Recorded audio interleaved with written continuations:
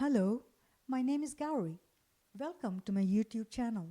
Hope you find my videos both entertaining and informative. Stay connected by subscribing today. Thank you. Children falling between the cracks. Wealthy visitors every day pass through, enjoying the beautiful and spectacular Berthi Falls on their way to their ski lodges, knowing very little of the dark and dirty big secret it hides from the rest of the world. Poverty and ignorance does not negate human responsibilities. Local villagers from their meager income spend 10,000 rupees per month to send their children, about 30 boys and girls, to a privately run primary English school, trusting the educators to instill in the children knowledge that they themselves had missed. Unaware of the conditions their young ones are putting up with for 11 months of the year that no human beings, let alone children, should be subjected to. A literally crumbling school building with questionable learning materials, sitting on the floor with only a thin mat to protect them from the brutal high altitude Himalayan temperature, no electricity for proper lighting. There is one small stone outhouse about 100 feet from the main building, shared by all with no flushable toilet. There is one tiny cold water tap outside for both cleaning and drinking purposes. No safe schoolyard for children to play and socialize. A totally unhealthy, unhygienic, and unsafe building operating since 2015 that should have been condemned. Impressionable, innocent, insecure, and totally dependent children have no voice to cry out for their very basic human rights, to demand a healthy and safe learning environment, allowing them to become a productive and responsible citizen of tomorrow. Birthi Falls.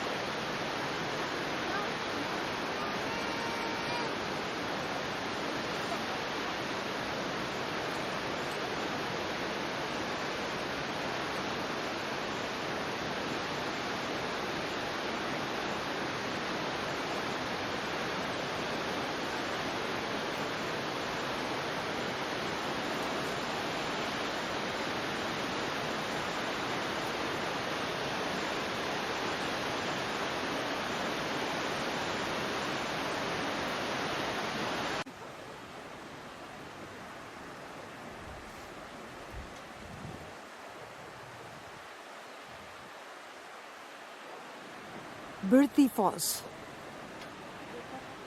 on the way to Munsiari.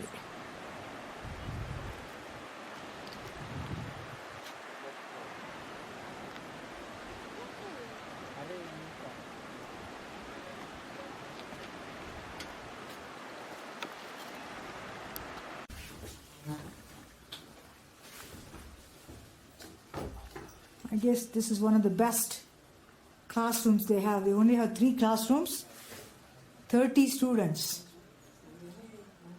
They are getting right now about 10,000 rupees a month from the tuition of the 30 children, which actually has to pay for 4 teachers, 1 peon, and anyway, and these classrooms, they say it's the best that they have out of the 3.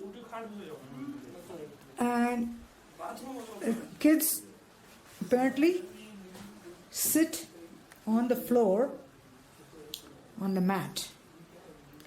And this is the size of the class. Apparently they have until about like 5th grade. After which time, currently, they're going to one school that within the city here that has up until grade 12. So 6th standard to 12th standard. After which time, apparently, Some of them will go into the army.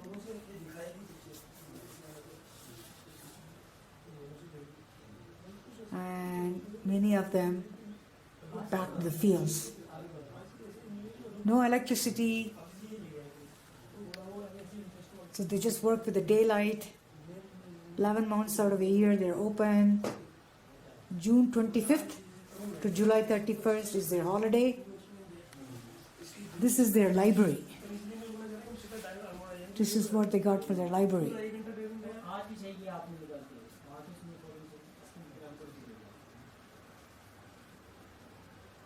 That's what they got their for the library.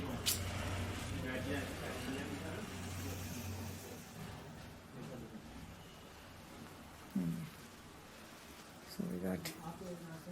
Right now the school is not open as I'm visiting because they're all off due to coronavirus.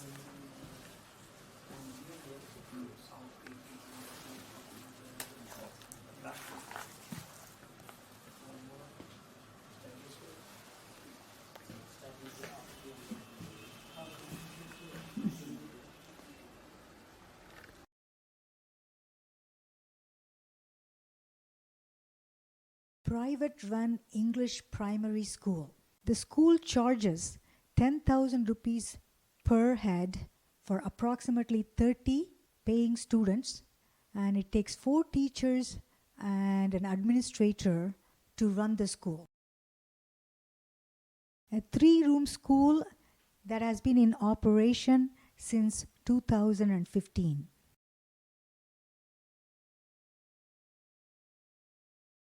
Winding road seen from corner of school building.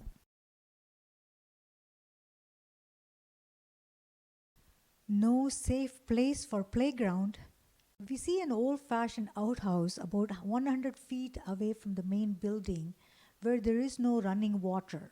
A small cold water tap is available outside that is used both for cleaning and drinking purposes. The school building consists of 2 very small rooms and 1 slightly larger room, which also houses the library and other teaching paraphernalia as seen in the video.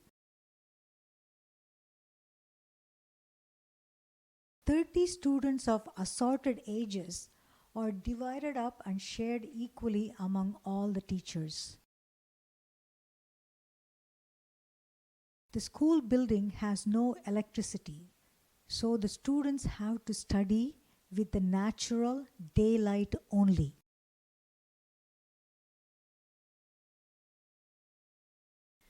Very little protection afforded from outside elements.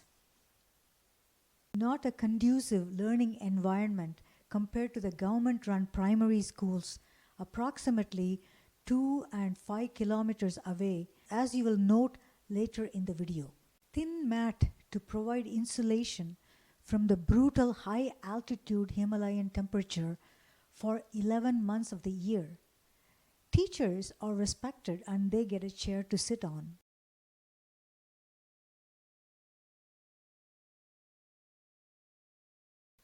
How did this escape the local education authorities? Playtime for children.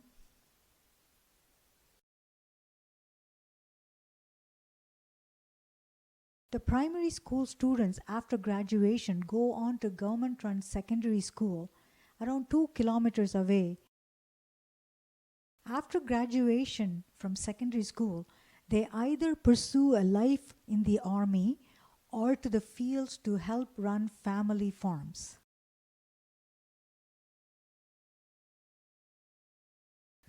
No place to play, a terrible injury waiting to happen.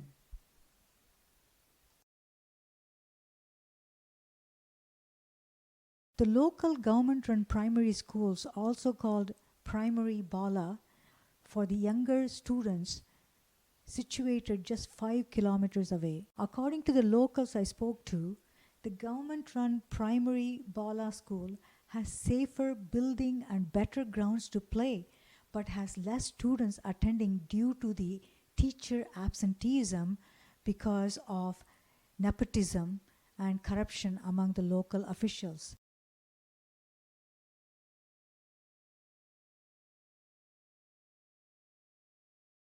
The washrooms could use a facelift for sure. Local government-run secondary school, locally known as just the primary, for the older students is 2 kilometers away and provides a very conducive environment for a positive learning experience.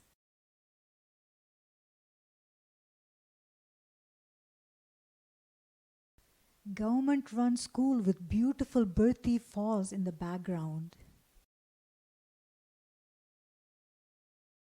With plenty of space for expansion, it begs the question, why not amalgamate all schools with a standardized educational environmental guidelines? Dear viewers, the real-life videos and photos you have just witnessed are to raise awareness of the greed, corruption, and cronyism within the education system of India. India's rich plutocrats and oligarchs only care about the education of their own class, negating their responsibilities to all children of the country. Children are the true legacy we leave behind.